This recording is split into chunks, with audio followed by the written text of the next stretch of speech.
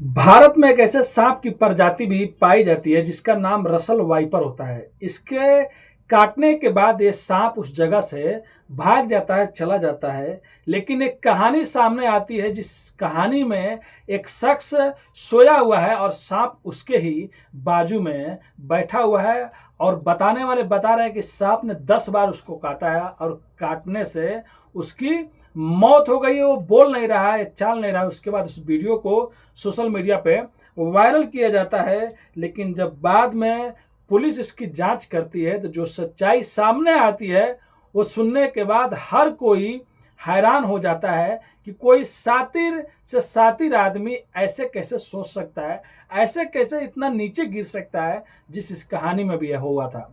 ये कहानी उत्तर प्रदेश की मेरठ से, जहां से नीला ड्रम का भी कहानी आप लोगों ने सुना था, जो मुस्कान ने अपने पति का मर्डर कर दिया था। ये कहानी भी उसी जिले का है, लेकिन वहां से थोड़ा सा दूर का है। तो चलिए पूरी कहानी बताएंगे इस रसल वाइपर सांप की, कि कैसे उस आदमी के पास में था। और कहने वाले कहते हैं कि 10 बार इस सांप ने काटा है, लेकिन और जो एक्सपर्ट बताते हैं वो ये कहते हैं अगर ये सांप किसी को काट लेगा तो वहां से चला जाता है। लेकिन सांप तो वैसे ही बैठा है।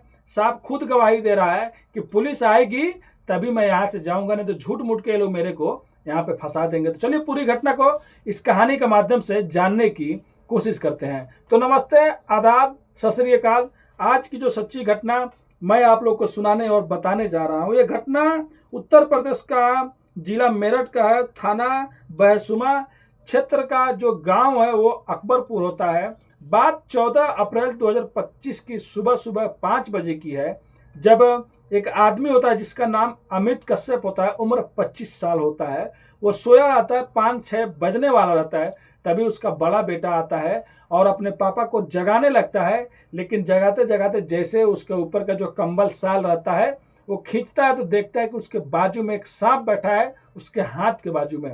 वो चीखने लगता है, चिल्लाने लगता है। उसके बाद घर के भी और भी लोग जुट जाते हैं। घर के लोग भी आते हैं तो देखते हैं तो वो लोग भी चीखने और चिल्लाने लगते हैं। तभी आस पड़ोसी के कुछ लोग भी आ जाते हैं, देखते हैं कि हाथ के बाजू में सांप बैठा हुआ है। और घर के लोग, जो पत्नी होती है वो कह रही होती है कि शायद सांप ने काट लिया। जल्दी से जल्दी वो गांव से कुछ दूर पे दूसरा गांव जो रहता है वहां से एक सपेरा को बुलाया जाता है। और सपेरा कैसे भी करके उस सांप पे काबू पाता है। तुरंत तो उस आदमी को हॉस्पिटल लेके जाया जाता है। लेकिन पहले जगह जहां हॉस्पिटल में लेके जाते हैं लोग, वहां का जो डॉक्टर होते हैं वो कहते हैं कि इसको यहाँ से लेके जाइए दूसरे हॉस्पिटल में। अब तुरंत वो लोग बुलंदशहर जाते हैं। बुलंदशहर जाने के बाद वहीं से कुछ दूर एक डॉक्टर होते हैं जो सांप वाप काटने के बाद इलाज किया करते थे। जब उनके पास जाते हैं और डॉक्टर साहब जब अच्छे से उस आदमी को चेक करते हैं तो कहते हैं देर हो गया है, ये तो आदमी पहले से ही मर चुका है।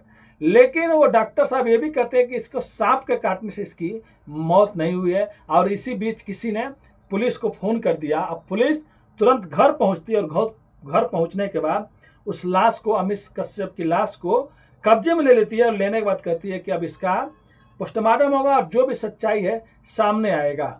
और उस सांप को भी वन विभाग को बुलाकर उस सांप को भी दे दिया जाता है। उसके बाद उस सांप को भी रखा जाता है। और सबसे पहले पुलिस जो अमित कश्यप, जो मतलब जिसका जो मर गया रहता है, उसके चाचा राजू को पुलिस उठाती है और उसके भाई को, और ले जाकर थाने में अच्छे से पूछताछ करती है कि ये बताओ, सही सही बताओ कि हुआ क्या है। क्योंकि वो डॉक्टर साहब भी बता दिए थे और सपेरा भी बता दिया होता कि ये सांप के काटने से मौत नहीं हुई। तो पुलिस को कहीं ना कहीं कुछ लग रहा था। और जो आदमी का मतलब डेथ हो गया था, उसके नाक पे और गले पे भी थोड़ा बहुत निशान था। तो पुलिस को डाउट था, हो सकता है कि किसी ने कत्ल किया हो लेकिन सांप के नाम पे बहका रहा हो। अब राजू से पूछा जाता है, जो चाचा होता है, और उसके भाई से, तो ये लोग डरने लगते, कहते हैं साहब हम लोग को क्या मालूम, हम लोग कुछ नहीं जानते हैं। लेकिन अगर कुछ कोई जानता होगा तो उसकी पत्नी, जिसका नाम रविता होता है। अक्सर इन दोनों में साफ झगड़ा होता है। कल भी इन लोगों में झगड़ा हुआ था और उसके बाद देखिए आज ये घटना ही घट गया। अब पुलिस तुरंत रविता को उठाती है। रविता को उठाने के बाद पुलिस अच्छे से पूछताछ करती है। तो रविता कहती है कि साहब मैंने ऐसा कुछ नहीं किया, हमारे तो 3 बच्चे हैं, मैं कहाँ लेकर अपने बच्चों लोग को जाऊंगी, और हमारे शादी को 8 साल हुआ है, मैं क्यों अपने पति का मर्डर करूंगी। लेकिन जब पुलिस अच्छे से पूछताछ करती है, थोड़ा सा अपने तरीके से पूछताछ करती है, तब रबीता टूट जाती है। तब एक रबीता सच्चाई सामने लाती है। कहानी में एक और ट्विस्ट आता है। रबीता कहती है कि जो उसका पति अमित कश्यप होता है, उसी का एक दोस्त रहता है जिसका नाम अमरदीप नाम उसका रहता है, वो भी उसका दोस्त रहता है। एक दिन वो घर आता है और घर आने के बाद कहता है, लगभग साल भर पहले की बात है, जिस दिन उसका पति का डेथ हुआ रहता है उससे साल भर पहले की बात है। अमरदीप जब घर आता है तो कहता है कि भाभी, और अपना भी नंबर दे दो, क्योंकि ये जो तुम्हारे पति साहब हैं ये तो कभी कभी फ़ोन नहीं उठाते, कभी फ़ोन लगता ही नहीं है जब उसका दोस्त घर में नहीं होता, थोड़ा सा मतलब घर के बाहर में रहता है। अब जो औरत रहती है अमरदीप को नंबर दे देती है, जो रबीता रहती है। अब देने के बाद अब कभी कभी वो फ़ोन करता है और रबीता से ऐसे बातें करते करते एक दिन ऐसा आया कि जो ये अमित कश्यप था इसका झगड़ा हो जाता है रबीता से। और उसके बाद रबीता कहती है कि जब मेरा पति मेरे को मारता था तो कपड़े पूरा निकाल देता था, इतनी बेरहमी से साहब मारता था कि मैं मरते मरते बच जाती थी, मेरा पति हैवान था।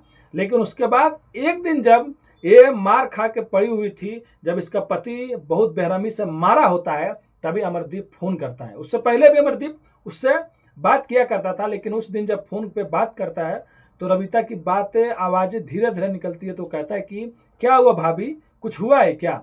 तब वो कहते हैं कि आज तो बहुत मारा है और ऐसे नंगा करके मारा है। तब वो कहता है कि यार तुम कब तक इसका जुल्म सहोगी, कब तक क्या करोगी? उसी दिन से वो लोग सोच लेते हैं कि अब हम लोग इसको रास्ते से हटाएंगे। और फिर बाद में वो लोग प्लानिंग करने लगते हैं। बाद में इधर जो अमरदीप होता है वो रबीता से दोस्ती के बाद प्यार करने लगता है। फिर ये लोग मिलने जुलने लगते हैं इस अमित कश्यप के मतलब गैर मौजूदगी में। एक दिन ऐसा आता है 30 मार्च 2025 को कि जो अमित कश्यप होता है ये कुछ ऐसा देख लेता है अमरदीप को और अपनी पत्नी के साथ में, जिससे वो गुस्सा हो जाता है और अमरदीप को मारने पीटने लगता है। उसके बाद अमरदीप वहाँ से भाग जाता है और भागने के बाद उसको तेरे टाके भी लगते हैं अमरदीप से, वो बात भी नहीं करता है और पंचायत भी होता है कि छोड़ो जाने दो। उसके बाद वो अपने पत्नी से कहता है, जो रबीता होती है, कि आज नहीं तो कल मैं अमरदीप को कैसे भी मारूंगा, उसे छोड़ूंगा नहीं।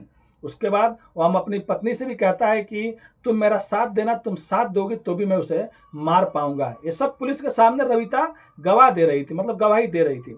फिर रबीता ये प्लान बनाती है कि जब ये दिन रात मेरे को मारता है, मेरे को परेशान करता है, अब ये उससे मारने के लिए मेरे को अपने में शामिल करना चाहता है, फिर मेरे साथ में भी बाद में वैसा ही करेगा जैसा आज ये करता आया है, तो क्यों नहीं इसी को रास्ते से हटा दिया जाए। उसके बाद वो अपनी प्रेमी अमरदीप से बात करती है और बात करने के बाद कहती है कि देखो मैं अपने पति से तंग आ गई हूँ और ये तुमको मारना भी चाहता है, तो इससे अच्छा है कि क्यों नहीं हम लोग इसी को मार दें। तुम कहीं से सांप का व्यवस्था करो और हम लोग इसे मारेंगे। मारने के बाद ऐसा दिखाएंगे जैसे मतलब लगेगा कि अपने आप मर गया है। वो लोग यूट्यूब पे, नेट पे बहुत जगह सर्च करते हैं कि मतलब कुछ ऐसे मर्डर के कैसे किया जाए, तो फिर वो लोग देखते हैं कि कोई सांप है, सांप ले आके रख दो तो सांप काट लेता है, आदमी मर जाता है, फिर किसी को शक नहीं होता, सांप भी वहाँ से चला जाता है। तो वो लोग ऐसा प्लान बनाते हैं। अब एक दिन जब उसकी पत्नी और अमित कश्यप रबीता को दोनों जगह कहीं पे जाना रहता है, मतलब कोई जगह किसी का दर्शन करने, किसी मंदिर उंदिर में, तो लोग जाने के टाइम में भी झगड़ा करते हैं और फिर वहाँ से आने के बाद भी वो लोग झगड़ा करते हैं। अब झगड़ा इतना ज़्यादा हो जाता है कि रबीता अपने आशिक को फ़ोन करती है, जो अमरदीप होता है, और कहती है कि देखो अब इंतजार नहीं होता है, कैसे भी करके आज रात को ही सांप का व्यवस्था करो और अपने पति को आज रात को ही हम लोग मारेंगे, उसके बाद इससे छुटकारा मिल जाएगा। अब अमरदीप कहता है कि तुम टेंशन मत लो। वो अपने एक दोस्त से बात करता है, कुछ किलोमीटर दूर का उसका दोस्त रहता है, कहता है कि मुझे एक सांप चाहिए। वो एक सांप का व्यवस्था करता है और ये झोली में लेके आता है कि झोला में लेके आता है और आके अपने घर पर छुपा रहता है। जैसे रात को 10 या 11 बजता है, उसका पति अमित कश्यप सो रहा होता है, तैसे रबीता दरवाजा खोलती है और दरवाजा खोलने के बाद उसका आशिक वो चुपके से अंदर जाते हैं। आशिक जो उसका अमरदीप होता है, प्रेमी होता है, वो अमित कश्यप का मुंह दबाने लगता है, उसका गला दबाने लगता है कि जैसे उसकी चीखें भी बाहर नहीं निकले, और उसकी पत्नी पैर हाथ दबाने लगती है। सोच सकते कितनी बेरहमी से अपने पति का हत्या करती है। और हत्या करने के बाद रूम में से उसको उठा के ला के दूसरे चारपाई पे साइड में रख देते हैं, और वो जो सांप रहता है, जो झोले में रहता है, जो बोरी में रहता है, उसके बाजू में उसको गिरा देते हैं और ऊपर से जो कंबल रहता है, साल रहता है, वो ओढ़ा देते हैं कि सांप काट लेगा और उसके बाद चला जाएगा। लेकिन इन लोग को ये मालूम नहीं रहता है कि जो सांप इन लोग को दिया गया था, जो सांप मिला था, उसके काटने से तो मौत होती है, लेकिन ये जो सांप था शायद इसके दांत तोड़ दिए गए होते हैं, शायद ये काटने की स्थिति में नहीं रहता है, क्योंकि रात को इसको यहाँ पर छोड़ा गया था